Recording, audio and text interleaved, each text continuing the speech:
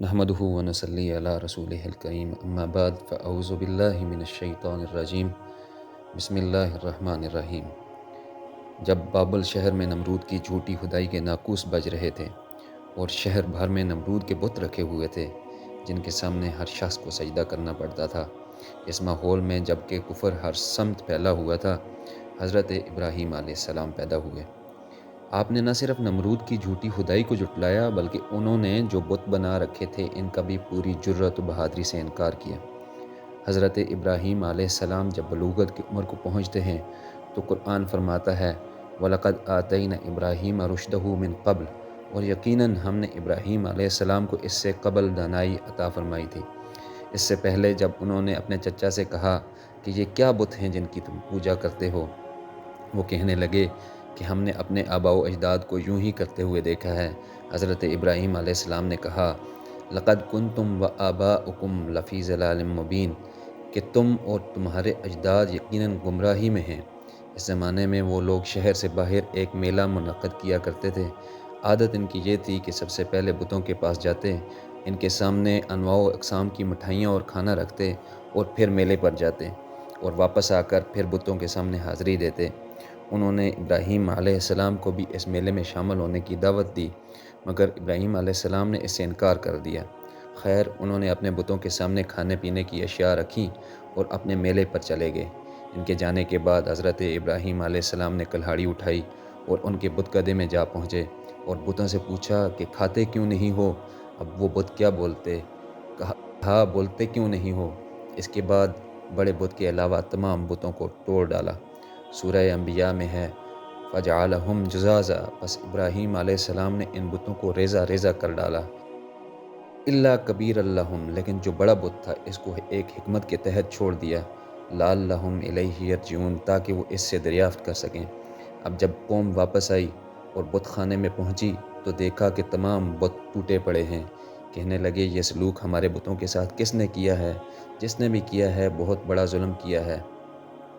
ان میں سے کچھ کہنے لگے قالوا سمعنا فتى يذكرهم يقال ابراہیم، کہ ایک نوجوان کے بارے میں سنا ہے جو ان بتوں کے حوالے سے باتیں کرتا ہے، جس کا نام ابراہیم ہے، لگتا ہے یہ اسی نے کیا ہے۔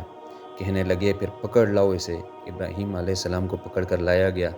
تمام ارباب اختیار بیٹھے ہیں، نمرود اور اس کے وزراء پورے غرور اور شاہی جلال کے ساتھ بیٹھے ہیں۔ اس ماحول میں جب ابراہیم علیہ السلام کو لایا جاتا ہے اور ان سے پوچھا جاتا ہے کہ کیا یہ سلوک تم نے کیا ہے ہمارے بتوں کے ساتھ؟ قال بل فعلهم کبیرهم ھذا، تو کہنے لگے کہ اس بڑے بت نے کیا ہوگا، کلہاڑا تو اسی کے پاس ہے، اگر یہ نہیں بتاتا فاسألوہم ان کانوا ینطقون، تو یہ باقیوں سے پوچھ لو جن پر یہ بیتی ہے۔ پہلے تو جس سے کلاڑا برآمد ہوا ہے اس نے کیا ہوگا، اگر یہ نہیں بتا رہا تو جن کی ٹانگیں اور کان کٹے ہیں ان سے پوچھ لو۔ حضرت ابراہیم علیہ السلام کے لفظوں کی کاٹ کلہاڑے کی کاٹ سے زیادہ تھی۔ لقد علمت ما هؤلاء ينطقون، شرمندہ ہو کر بولے ابراہیم تو جانتا ہے کہ یہ بولتے نہیں ہیں۔ حضرت ابراہیم علیہ السلام کھڑے ہو گئے اور بھرے دربار میں اعلان توحید کرتے ہوئے کہا قال افتعبدون من دون اللہ ما لا ينفعکم شیئا ولا یضرکم، ان کو پوجتے ہو اللہ کے علاوہ جو نہ نفع دے سکتے ہیں اور نہ ہی نقصان دے سکتے ہیں۔ اف لکم ولما تعبدون من دون اللہ، افسوس ہے تم پر اور ان پر جن کو تم پوجتے ہو۔ افلا تعقلون، کیا تم عقل نہیں رکھتے؟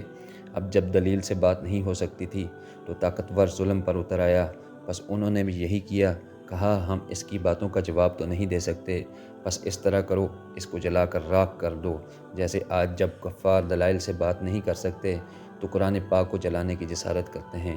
قالوا حرقوہ وانصروا آلہتکم ان کنتم فاعلین، کہنے لگے اگر تم کچھ کر سکتے ہو تو اس کو آگ میں جلا کر اپنے معبودوں کی مدد کرو۔ اب آگ کا الاؤ روشن کر دیا گیا، چاہتے تو ابراہیم علیہ السلام کو تلوار سے قتل کر دیتے، مگر اللہ رب العزت کو کچھ اور منظور تھا۔ الاؤ اس قدر شاندار کہ اس کے اوپر سے اڑنے والے پرندوں کے پروں کو بھی جلا رہا ہے۔ ابراہیم علیہ السلام کو ایک منجنیق میں ڈالا گیا کہ آگ میں پھینکیں اس کو۔ ان کا خیال تھا کہ اس موقع پر وہ اپنی باتوں سے رجوع کر لیں گے، مگر کیا شان تھی اللہ کے نبی کی، جس شان سے کوئی مقتل میں گیا وہ شان سلامت رہتی ہے۔ منجنی کو گھما کر ابراہیم علیہ السلام کو الاؤ میں پھینک دیا گیا۔ ادھر ابراہیم علیہ السلام آگ میں پہنچے، ادھر اللہ تعالیٰ کا حکم آگ کو پہنچا، قلنا یا نار کونی بردا و سلام علی ابراہیم۔ ہم نے آگ کو کہا اے آگ ابراہیم کے لیے ٹھنڈی اور سلامتی والی ہو جا۔ آخر کار کئی دنوں کے بعد جب آگ بجھی تو ابراہیم علیہ السلام کوئلوں پر چلتے ہوئے باہر نکل آئے۔ اقبال کہتے ہیں بے خطر کود پڑا آتش نمرود میں عشق، عقل ہے محو تماشائے لب بام ابھی۔ کیا شان تھی اللہ تعالیٰ کے نبی کی، آج بھی جو خود کو اللہ تعالیٰ کے سپرد کر دیتے ہیں، اللہ تعالیٰ ان کی یوں ہی مدد کرتا ہے، اور وہ لا خوف علیہم ولا هم یحزنون کا روپ دھار لیتے ہیں۔ اللہ تعالیٰ ہم سب کو بھی توکل علی اللہ کی دولت عطا فرمائے، آمین یا رب العالمین۔